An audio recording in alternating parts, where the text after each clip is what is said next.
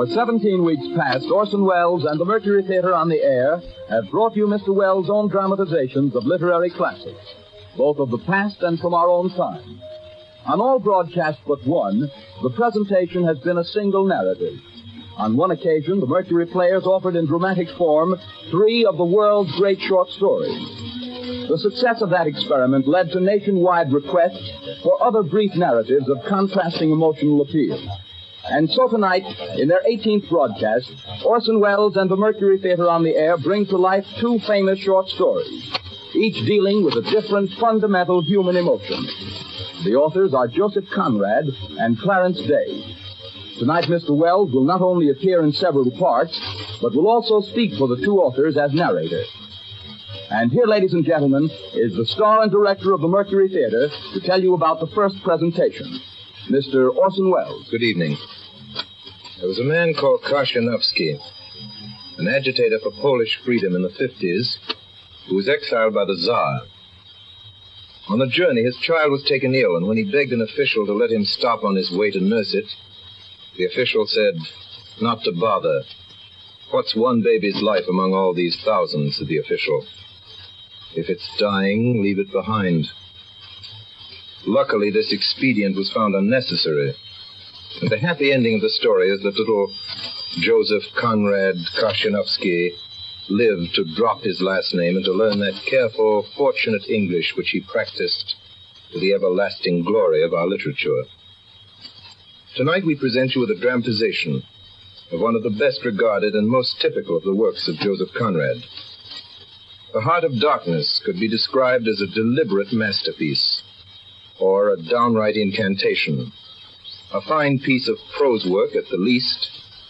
Its best aspects are an artful compound of sympathy for humankind and a high tragical disgust. Its successful contrivance of mood hides its craft as an octopus hides in its own ink. And almost we are persuaded that there is something, after all, something essential, waiting for all of us in the dark alleys of the world, aboriginally loathsome, immeasurable, and certainly nameless.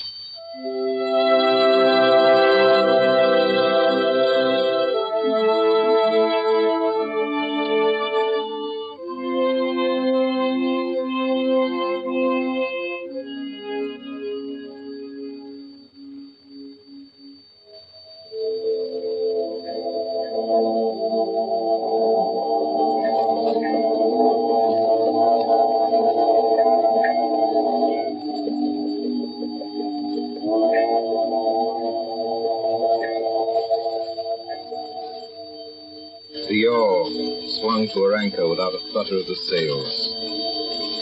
It was at rest. The flood had made, the wind was nearly calm, and being bound down the river, the only thing to do was to come and wait for the turn of the tide. The sea reach of the Thames stretched before us like the beginning of an interminable waterway. In the offing sea and sky were welded together without a joint. The air was dark above Gravesend, and farther back still it seemed condensed into a mournful doom, brooding motionless over the biggest and greatest town on earth. Then in the darkness, my friend Marlowe spoke. This also has been one of the dark places on the earth. His remark didn't seem at all surprising. Marlowe was a sailor. It was just like him. I was thinking of very old times when the Romans first came here. 1900 years ago. Some decent young citizen in a toga. Perhaps too much dice, you know. Coming out here to mend his fortunes. Land of the swamp, march through the woods, and in some inland coast feel the savagery, the utter savagery that flows around him.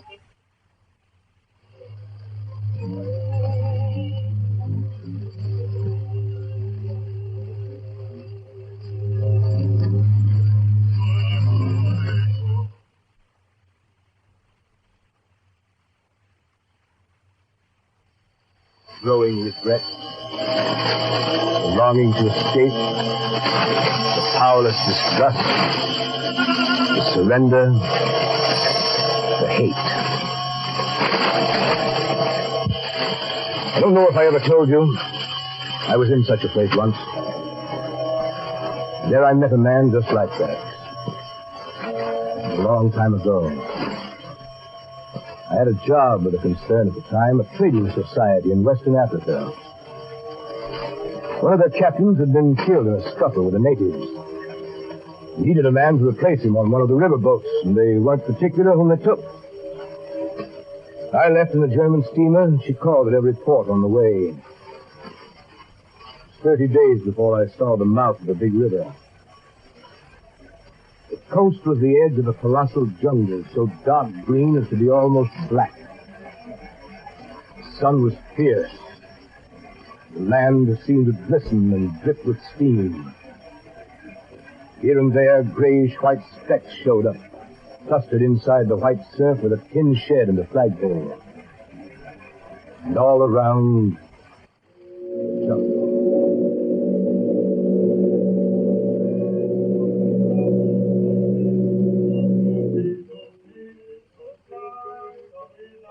You know, it's funny, Mr. Barlow, where some people will live for a few francs a month. Well, looks like a dreary country, Captain. No mistake. I wonder what becomes of those fellows when they go up country. I expect to see that soon. So? Don't be too sure. Last year I took up a man who hanged himself on the road. He was a Swede. Hanged himself?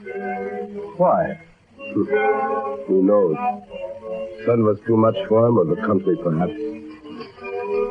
There's your company station. I'll send your things up. $4 you said so. Very well. Good luck to you. Goodbye, Captain.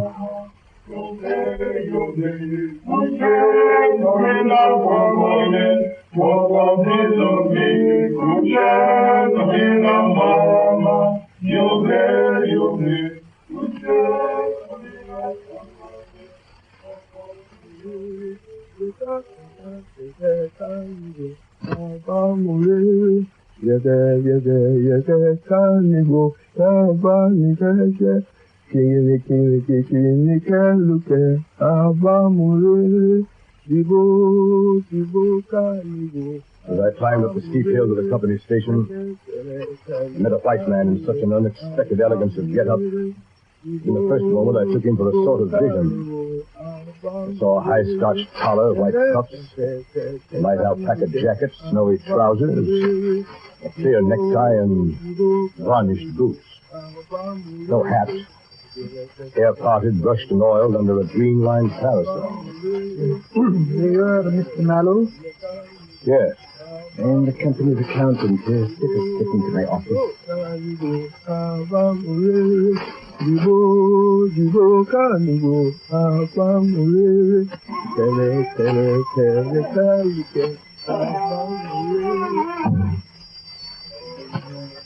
What's that? You don't disturb yourself.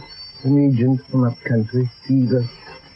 Will you just leave him there? Well, there is no place else to put him until he's, well, as long as he's alive. It's a nuisance all around. His groans distract my attention. And it's difficult enough to guard against clerical errors in this country. Yes, I suppose so. So you're going into the ivory country, Mr. Mallow? Interesting. I've gathered that impression already. For my part, I like books better. Entries and all that. And by the way, you'll meet Mr. Kurtz up there, you know. Who is Mr. Kurtz? Mr. Kurtz is the agent at the father's station inn. He sends down more ivory than all the others put together. That would make him a valuable man to the company. Indeed, he'll go far, very far. Over the heads of many of us that... Well, I won't go into detail. When you see Mr. Kurtz, please tell him that everything is very satisfactory. I'd write him, but you can't tell who might get hold of a letter. Central Station. I forgot the sick man. I don't know, it's all right, he doesn't hear.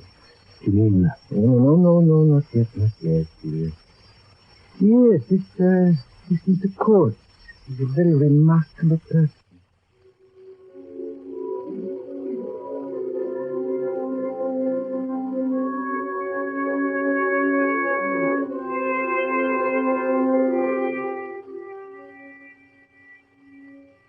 Next day, I started for the central station, 200 miles inland. Paths.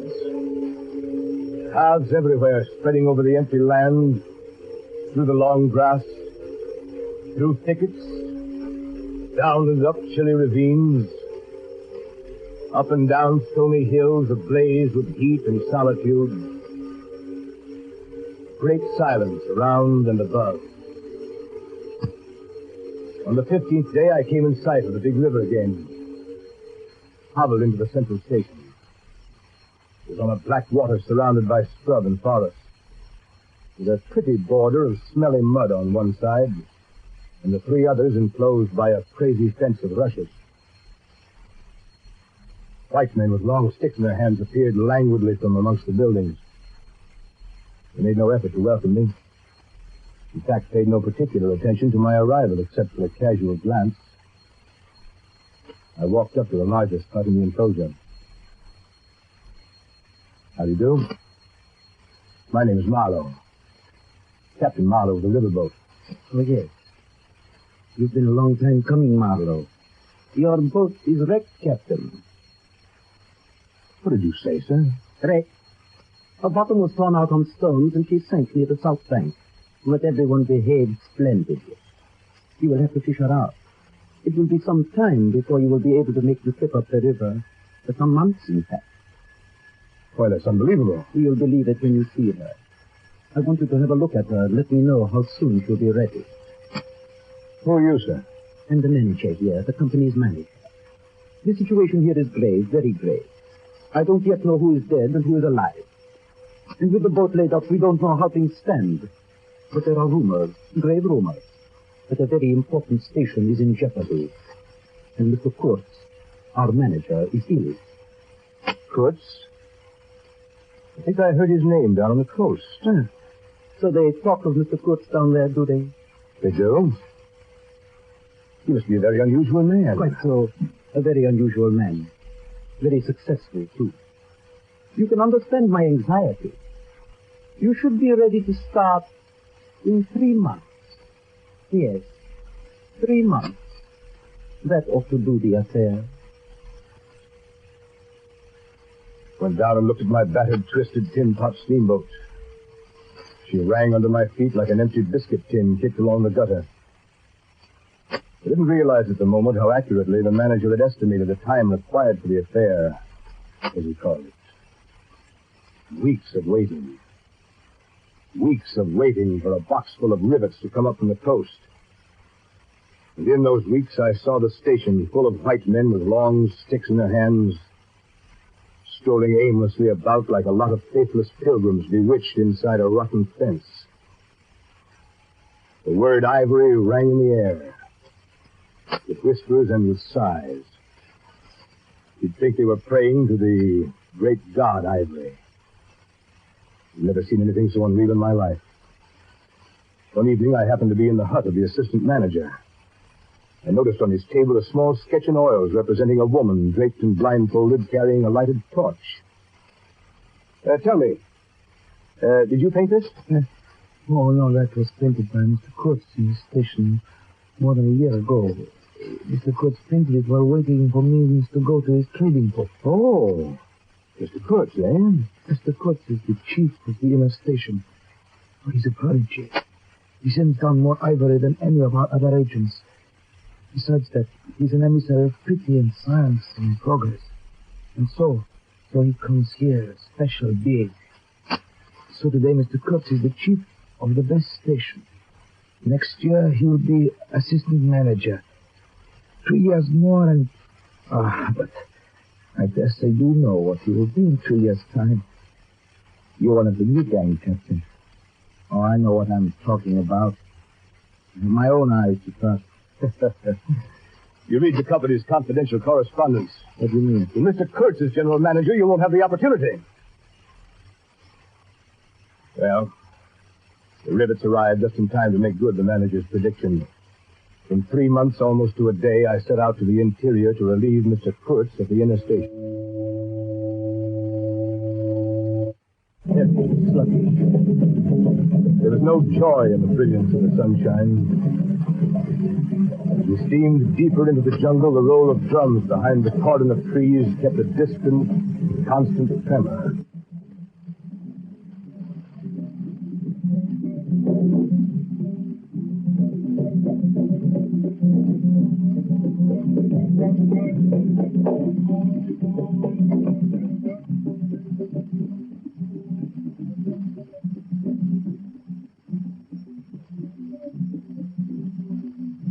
I had to keep guessing at the channel, watching for something stone that would have ripped the life out of the tin hot steamboat and drowned us all. Still the drums beat on behind us, ahead of us, on all sides of us. The steamer toiled along slowly on the edge of a black and incomprehensible frenzy. The prehistoric man, cursing us, praying to us, welcoming us. Who could tell? Not far below the inner station, we came upon a hut of reed, an inclined and melancholy pole with the unrecognizable tatters of what had been a flag of some sort flying. The manager and I, who went ashore, found a flat piece of board with some faded pencil writing on it. It read, "Hurry up to inner station. Coach, Coffee." There was a signature, but it was illegible. Not put. What do you make of this, Captain? Someone trying to be mysterious. Approach coffee. Approach coffee. You better keep on the night side out. We're only 8 miles from Perth now, aren't we? 8 miles of dangerous river. Sun's getting low. After this morning, I prefer to approach the station by daylight. But Kurtz may need us. He may be in trouble. I hope not. It wouldn't sit well with the company if something happened to Mr. Kurtz before we reach. Is your only concern what the company thinks, or what do you mean? How about Kurtz? Don't you want Kurtz to come back? Why, Captain Marlowe, what an extraordinary notion. Of course, we want Mr. Kurtz to come back. Such a remarkable man.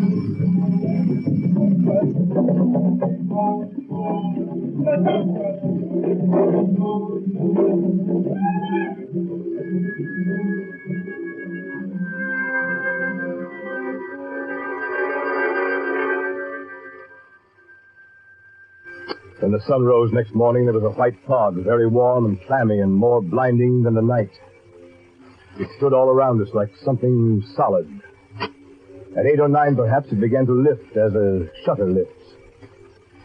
We had a glimpse of the growing multitude of trees, of the immense matted jungle with a blazing little ball of the sun hanging over it. At last, the opaque water, still and treacherous, was dimly visible from the wheelhouse where I stood beside my pilot. The company men, their alpaca suits whiter than the fog, stood on the deck below me.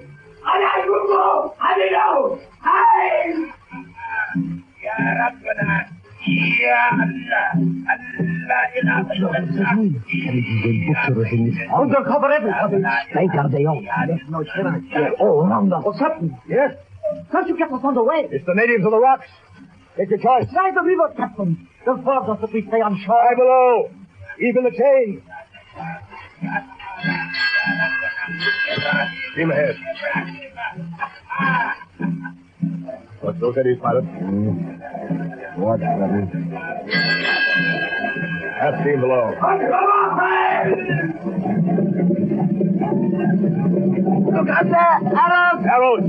Close the shutters on your side, pilot. Smoke. Answer. Straight, pilot. Stay below. Stop firing. Fools. Wait. Here's something that will do more than your confounded guns.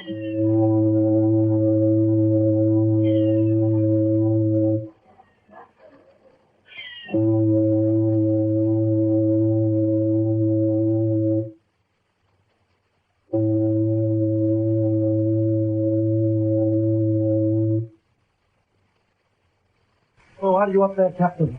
All right. Well, thanks to your target practice. Well, we beat them off. You beat them off. Steam whistle beat them off. The gun smoke nearly wrecked us. Captain Marlowe, you behaved admirably. Everyone behaved admirably. A credit to the company. Well, I'm afraid they got one of the crew. Yes, it is on the deck. Poor devil. He's got an arrow sticking through his chest. Give me a hand with it. Ah, steady there. It's got a steel tip. Strange. There's no steel in the Belgian Congo. I wonder if by any chance Mr. Court.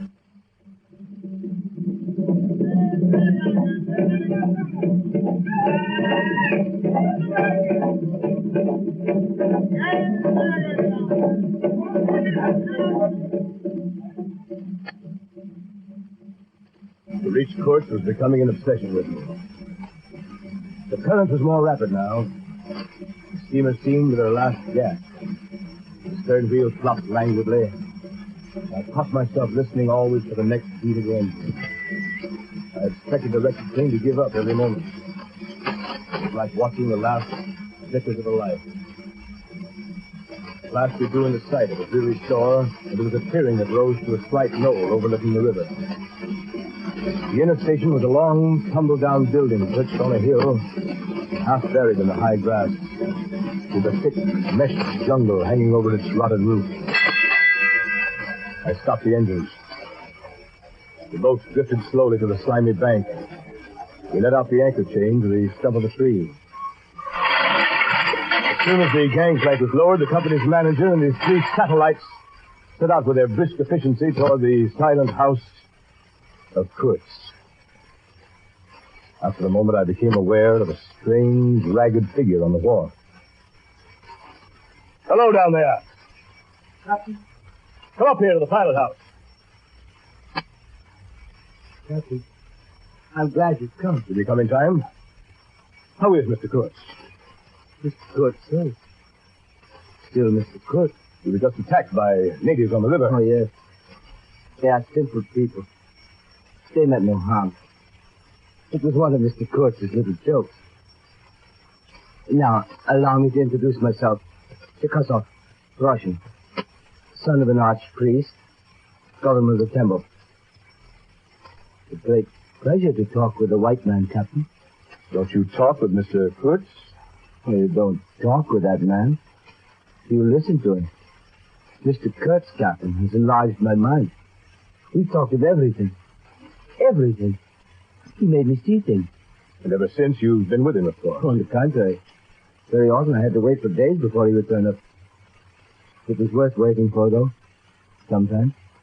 What was he doing? Exploring, or what? Oh, yes, of course. He's discovered many villages, a lake, too. And so exactly in what direction. Dangerous to inquire too much. Most of his expeditions were for ivory. He had no goods to trade with by that time, did he? There's a lot of good cartridges left, even yet. You mean he raided the country? Not alone. Kurtz got the tribes to follow him. Did he? Oh, they adore him. They think him a god. They worship him with ivory. What can you expect? He came to them with thunder and lightning, you know. They've never seen guns before. It could be very terrible. You can't judge Mr. Kurtz as you would ordinary man.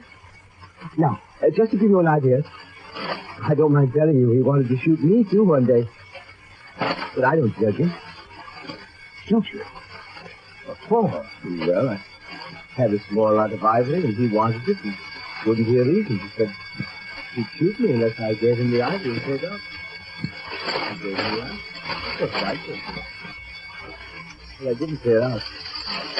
I couldn't leave him. I offered to get back with him, and he would say yes, and then he would disappear on another ivory hunt.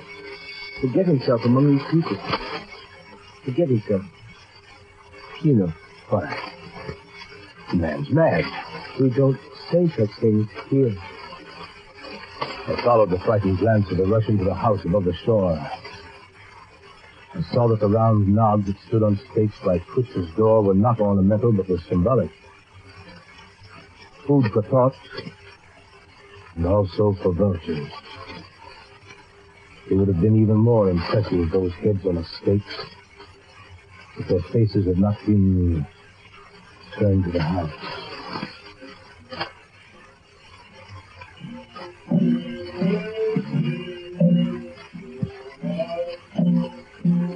Suddenly, round the corner of the house, a group of natives appeared, as though they had come up from the ground.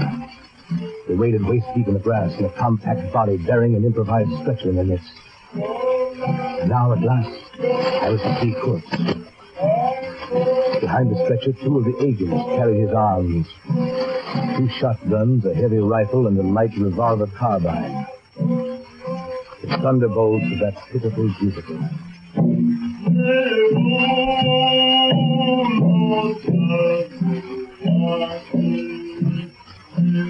And now I knew what I watched was not merely the departure of Mr. Kurtz from the inner station, but the last jungle rites of one who had become its supreme being. Dark warm of the wilderness breathed out an immense horde of naked men. A black serpent that writhed and stamped around the small white center of frightened Europeans. In the rear of this strange procession came a moving chain of black bodies, carrying on their shoulders a gleaming white ivory. The stretcher was carried up the gangplank. From the pilot's deck, I looked down on the long, gaunt figure of Kurtz. The hollow cage of his ribs. The bald skeleton head like an ivory ball. Put him down there. Get the cabin ready. Open the door. Careful with him. A moment later, the manager came up to the pilot's bridge. Oh, Captain Marlowe. Yes? I think we should steam up as soon as the ivory is loaded. No telling about these natives. Mr. Kurtz. Mr. Kurtz is a very sick man. We've done all we could for him, though, haven't we? But there's no disguising the fact that Mr. Kurtz has been more harm than good to the company. There's a remarkable quantity of ivory, but his methods have been unsound. You call it unsound methods? Without doubt, don't you? No methods at all. But he got the ivory. I consider Mr. Kurtz a remarkable man. He was. A most remarkable man.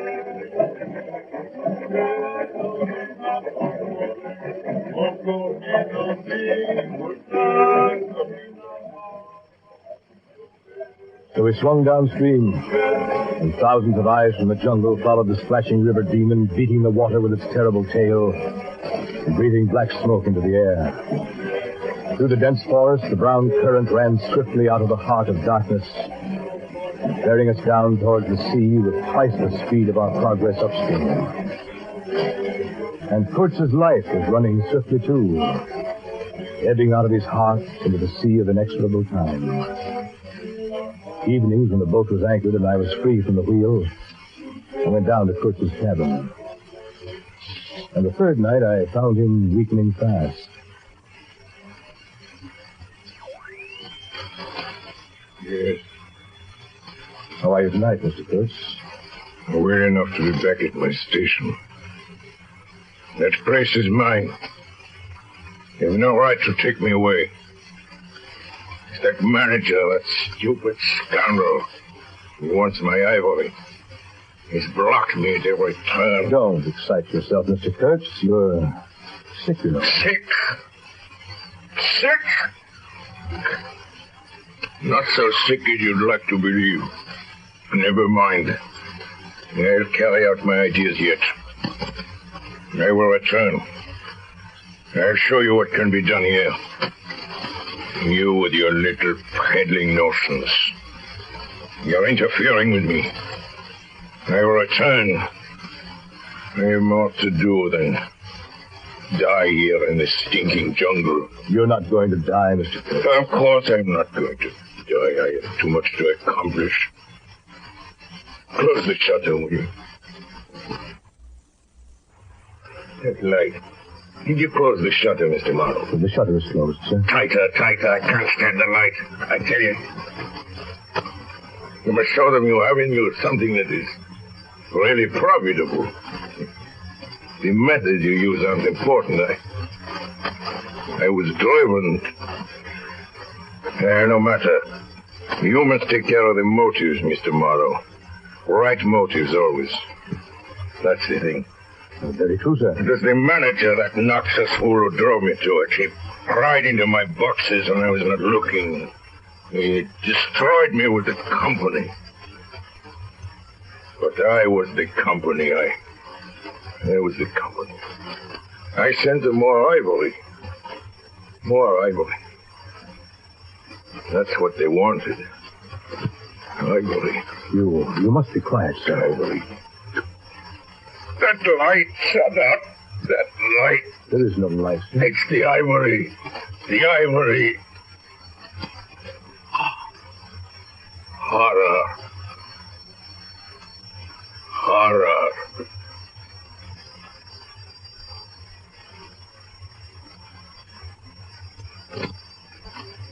The next day, soon after dawn, they lowered his body into a muddy hole in the bank of the Mercury River. He started downstream again.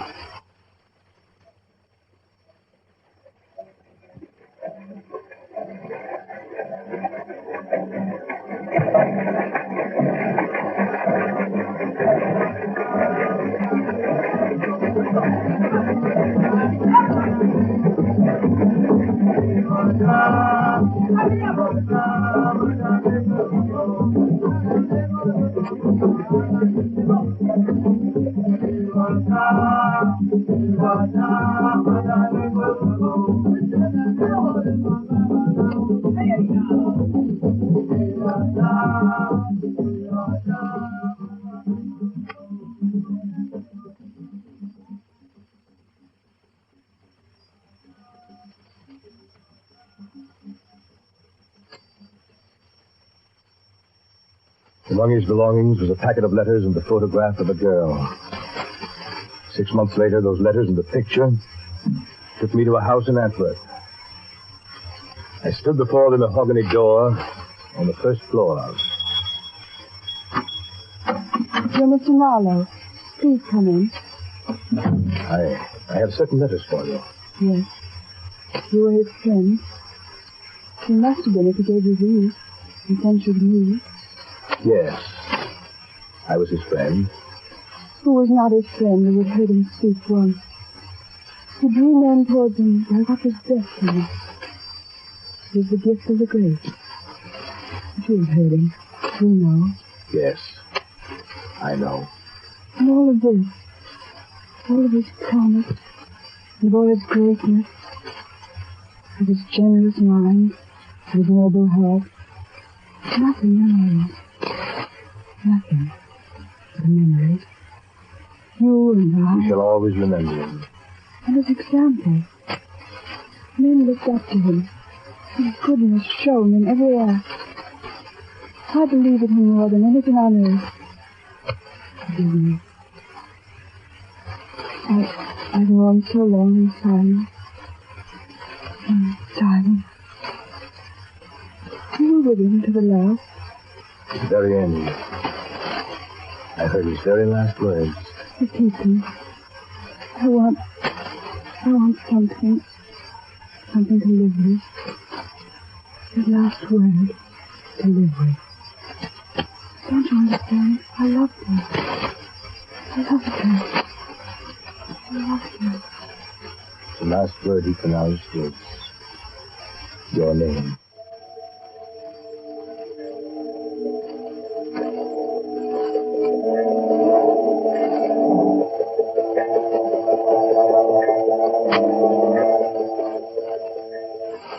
My friend Marlowe ceased. The story was over.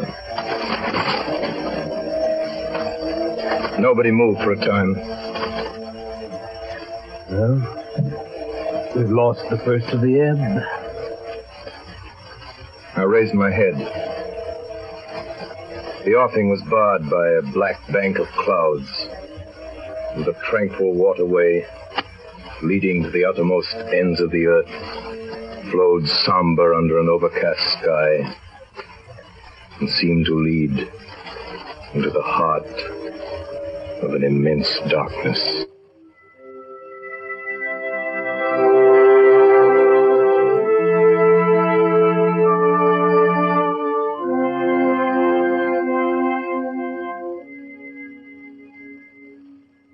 Orson Welles and the Mercury Theater on the Air have just brought you an original dramatization of The Heart of Darkness by Joseph Conrad, with Orson Welles as the author and as Kurth.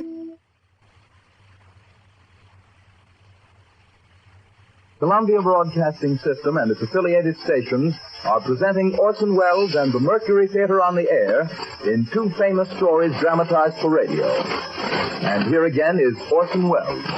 Our radio adaptation of Life with Father is nothing more than a selection of our favorites from among those tales that Clarence Day swore were true about Clarence Day Sr. Life with Father is, of course, too good for us and too good to resist. As radio writers, we promise not to touch, but do just let us read it to you aloud. And finally, may I say that any similarity in the following broadcast to persons in real life is just as it should be.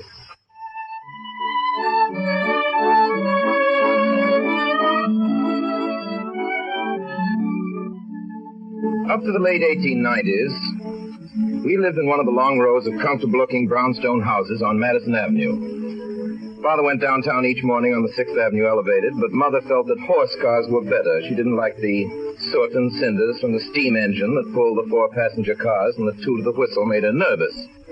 No telegraph poles were allowed on 5th Avenue, but they stood in long rows on other thoroughfares. We had wires in our house, but they were good, honest, old-fashioned wires, and to make them work, we had to pull them. There was none of this dangerous stuff called electricity in them. Electricity was too risky a thing to put in a home. All we knew about it was that there were electric batteries in the Eden Museum which could and did give anyone who paid 25 cents a shock. Telephones had been invented, but like most people, Father hadn't installed one. Messenger boys were quite enough of a nuisance, suddenly appearing at the door and expecting an answer, but they came only a few times a year, and the telephone might ring every week. Little by little, however, telephones came into use, and after about 10 or 15 years, in spite of still having misgivings, Father got one. It was put on a wall on the 2nd floor, where everybody could hear its loud bell from the first. I can assure you it made trouble. I'm coming. I'll go. I'll answer the cursed thing. Hello? Speak up, can't you, hang it? What is it? Who are you? I can't hear a word you're saying. I can't hear a blasted word, I tell you. Here, give me that telephone. You know you don't know how to use it. I will not give you this telephone. You let me alone. I'm trying to find out who the devil this person is. Hello? I say hello there. You hear me? Who are you? Hello? What's that? Oh, it's you, Mrs. Nichols. Yes, Mrs. Day here. How are you? Oh, you wish to speak to Mrs. Day. Oh, very well, then. Wait a moment. Benny, it's for you. It's Mrs. Nichols. Why don't you answer the telephone yourself, my dear? One day, a friend of mine, a girl who had moved to live in a settlement house downtown, telephoned to invite me to lunch with some visiting Russians. Father answered the telephone. Hello, yes? This is Mrs. Day. Speak up, hang it. Don't mumble at me. Who are you? What? Come to lunch. I've had lunch. Next Friday? What? I don't want to lunch with you next Friday. No. Where? Where do you say? In Rivington Street, the devil. Yes, my name is Clarence Day, and I told you that before. Don't repeat. Lunch with you in Rivington Street? Good Lord, I never heard of such a thing in my life. Russians? I don't know any Russians. No, I don't want to either. No, I haven't changed. I never change. What? Goodbye, madam. Blast. I think that was a friend of mine, Father. A friend of yours? Oh. It sounded to me like some impudent peddler's wife this time, arguing with me about lunching with her somewhere down in the slums. I can't stand it, that's all I have to say. I'll have the confounded thing taken out.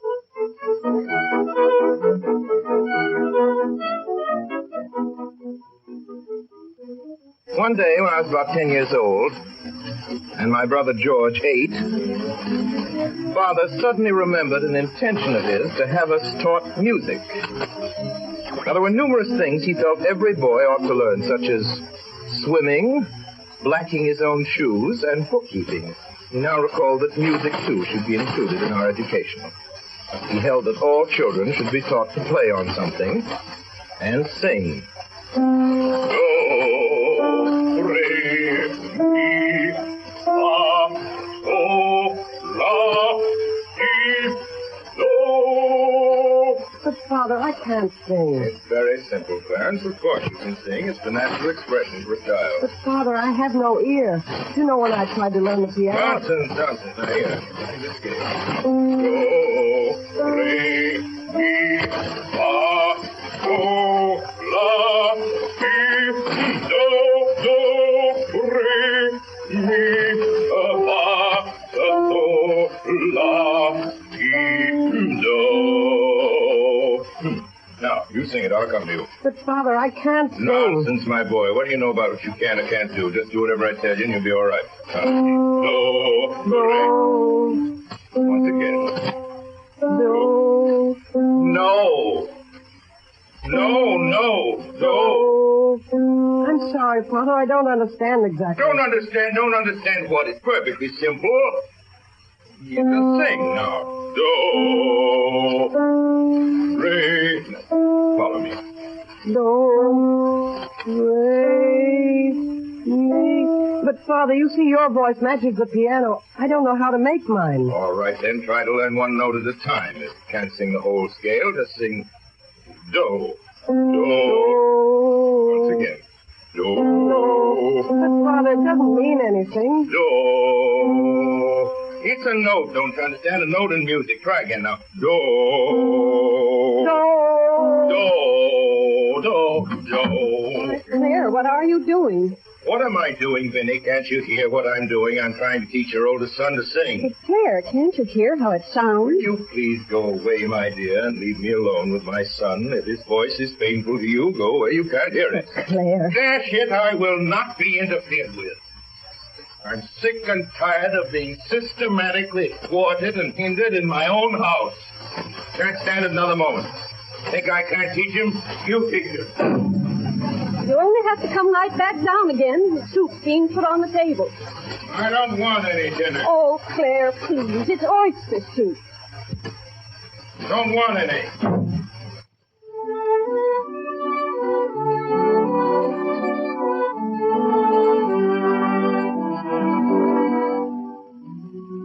So we sat down, frightened at table. Mother, my brother George, and I. The soup was a lifesaver. It was more like a stew, really. Milk and oyster juice and big oysters. I put lots of small, hard crackers into mine and a slice of French toast. The hot toast soaked in soup was delicious, only there wasn't much of it. And as Father particularly liked it, we had to leave it for him. Father came down in the middle of it, still offended, but he ate his full share. Father was often offended when he tried to teach us boys things, but not as badly as when he tried to teach Mother. Father was always trying to teach Mother to keep track of the household expenses. Claire, I do try. On my soul, I almost believe you don't know what system is. You don't want to know either. Now, here, for instance. Here in my notebook, I see that I gave you $6 in cash on the 25th of last month to buy a new coffee pot. Yes, but you broke the old one. You threw it right on the floor. I'm not talking about that, Vinny. I'm simply endeavoring to find out from you if I can. But it's so silly to break a nice coffee pot, Claire, and that was the last of those French ones. I spent $4.50 for that new umbrella. I told you I wanted, and you said I didn't need a new one, but I did very much. And it must have been the week I paid Mrs. Tobin for an extra 2 days washing, so that makes $6.50. And that's another 6.50 cents you owe me. I don't owe you anything, Vinny. You have managed to turn a coffee pot for me into an umbrella for you. If this sort of thing keeps on, I just will not keep account books at all. Oh, Father sighed and got out his pencil and wrote new umbrella for B in his notebook. Sort of thing left him very discouraged.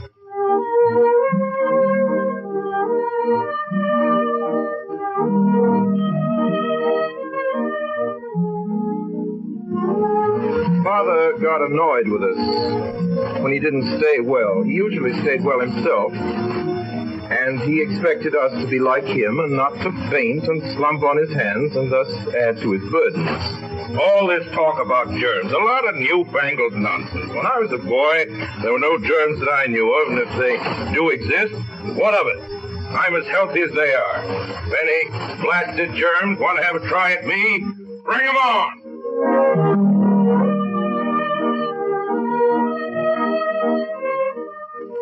Aside from colds, which he had very seldom, his only foes were sick headaches. When one of these headaches started, Father lay down and shut his eyes tight and yelled. The severity of a headache could be judged by the volume of sound he put forth. His idea seemed to be to show the headache he was just as strong as it was and stronger. When he and a headache went to bed together, they were a noisy pair. From Father's point of view, Mother didn't know how to handle an ailment. Even when she had a cold, he became fretful. He pished and pooed to himself and muttered that it was silly. He usually came up from office about 5 or 6, and then he'd look around the house to find Mother. It made his home feel queer and empty to him when she wasn't there. He'd go up to her room. The smell of witch hazel was in the air, mixed with spirits of camphor. On the bed, huddled under an Afghan, Mother lay still in the dark.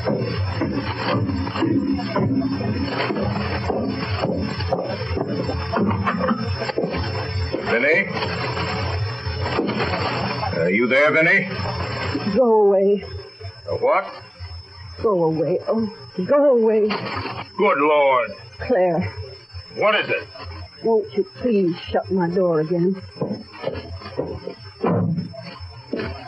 After supper, he didn't seem to know what to do with himself, so he'd go up and stand at the foot of Mother's bed, look gloomy. What is it, Claire? Nothing. Well, for mercy's sake, don't stand there looking like that, Claire. What do you mean, looking like that? Oh, go away. When people are sick, they like to see a smile or something. I never will get well if you stand there and stare at me that way. Please shut my door quietly this time and leave me alone.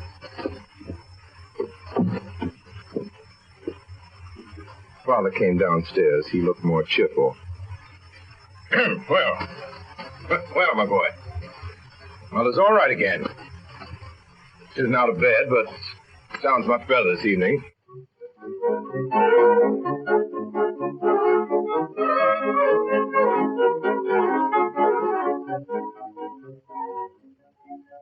One evening, Father found Mother worrying because Aunt Emma was sick with influenza.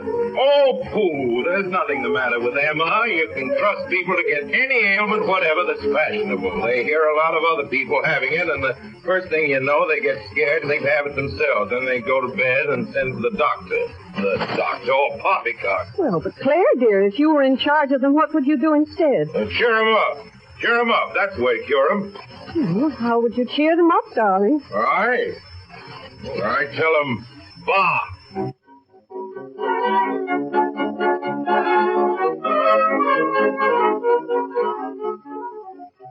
One late afternoon, when Father came home from downtown, he found his home very much upset.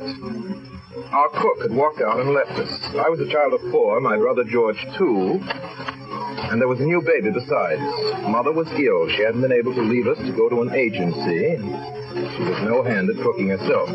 The outlook for dinner was poor. What do you intend doing, Vinny? What's to become of us? Well, why don't you go dine at your club for once? Ridiculous. I never died. I won't do it. Any time I can't have my dinner in my own home, this house is for sale.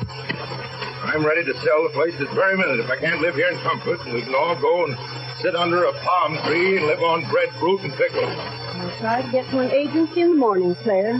See what I can do. In the morning? Good heavens. Where is this place? I'm going there right now.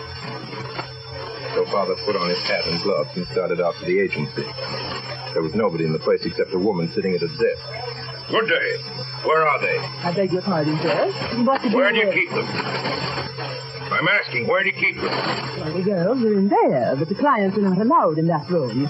If you will tell me the kind of position you wish me to fill for you, I'll have one of them come out. We don't allow that. But, sir, you simply mustn't go. Father had thrown open the door and gone in. There sat a crowd of girls, young and old, sickly and brawny, of all shapes and sizes. Father pointed his cane at a little woman in the corner who sat there with honest gray eyes, shrewd-looking and quiet. I'll take that one. But, sir, I don't even know what position you... Cook. Cook. But Margaret doesn't wish to be a cook. She wants... You can cook, can't you? I did cook for one family once, sir. Of course she can cook. I knew at once she could cook. If you're going to take her anyhow, whether she cooks or not, what day would you wish her to come, and would you please give me your name? Name? Why should I give you my name? Come on, Margaret. You come right home with me now. Goodbye, ma'am. Margaret followed Father back, and he set her right down to the kitchen to cook dinner. I don't know why people make such a fuss about engaging you servants. It seems simple enough to me. And it was, too. Margaret stayed with us 26 years.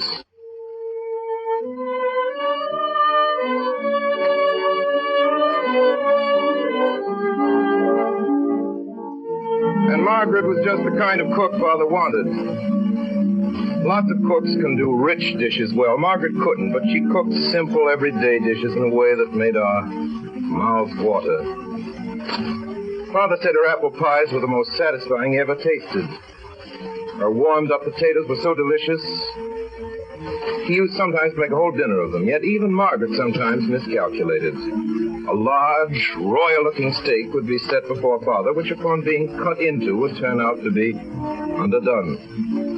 Father's face would darken with disappointment. He would raise his foot under the table and stamp slowly and heavily 3 times on the rug. At this solemn signal, we could hear Margaret leaving the kitchen far below.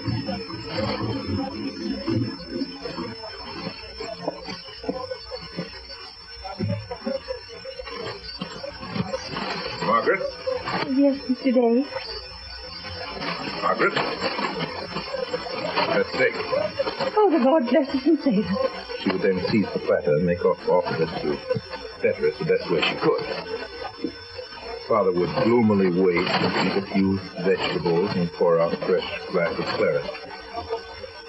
But sometimes a dish came up that was so perfect that Father's face would crinkle with pleasure, and with a wink at us, he would summon Margaret.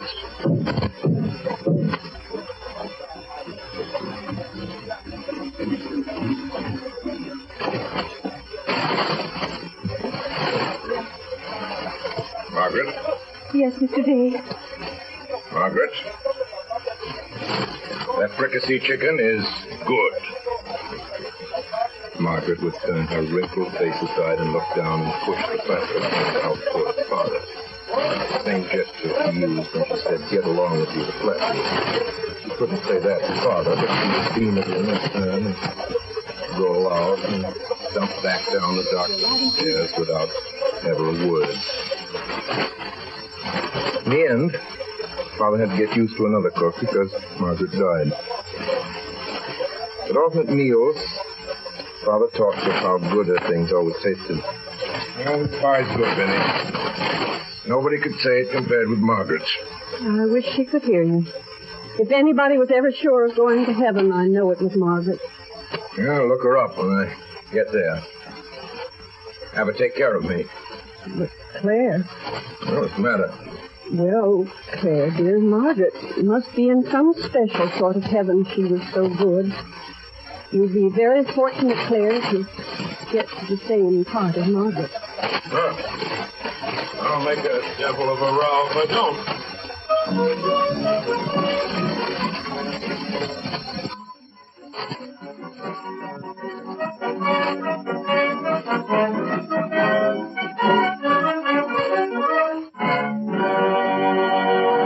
Tonight, the Columbia Broadcasting System has presented the 18th Weekly Hour featuring Orson Welles and the Mercury Theater on the Air. In just a moment, Orson Welles will return to the microphone with an announcement regarding his future plans. Meanwhile, a word about tonight's production of two famous stories. Mr. Welles spoke for each of the authors as narrator. In The Heart of Darkness by Joseph Conrad, Ray Collins was featured as the narrator Captain Marlowe. The accountant was played by Alfred Shirley, the assistant manager George Coulouris, the second manager Edgar Barrier, the agent William Allen, Kurtz's intended bride Anna Stafford, Cherkosso, Frank Rettig, Kurtz by Orson Welles. And the African music was directed by Asadanta Dafora Horton, whose drummers have been heard in the African dance drama Kai Kunkor and Mr. Wells's production of Macbeth. The excerpts from Life with Father by Clarence Day, which concluded the program, featured the mother, Mildred Natwick, the employment office manager Mary Wicks, Margaret Alice Frost, the boy Clarence Arthur Anderson, father Orson Welles. The orchestra was conducted by Bernard Herrmann, and Davidson Taylor supervised the production for CBS. This is Dan Seymour speaking. Next Sunday night at 8 o'clock Eastern Standard Time, Orson Welles and the Mercury Theater on the Air will bring to life a modern story of romance and adventure. The story of a man who lost a great love and who could have no quiet and no sleep until he found that love again. The famous novel, One Night Together. And now again, the star and director of the Mercury Theater, Orson Welles. Ladies and gentlemen, I'm happy at this time to announce that starting Friday, December 9th, from 9 to 10 p.m., and each Friday thereafter, we of the Mercury Theater will be sponsored over most of these stations by the makers of Campbell's Soups. Good night.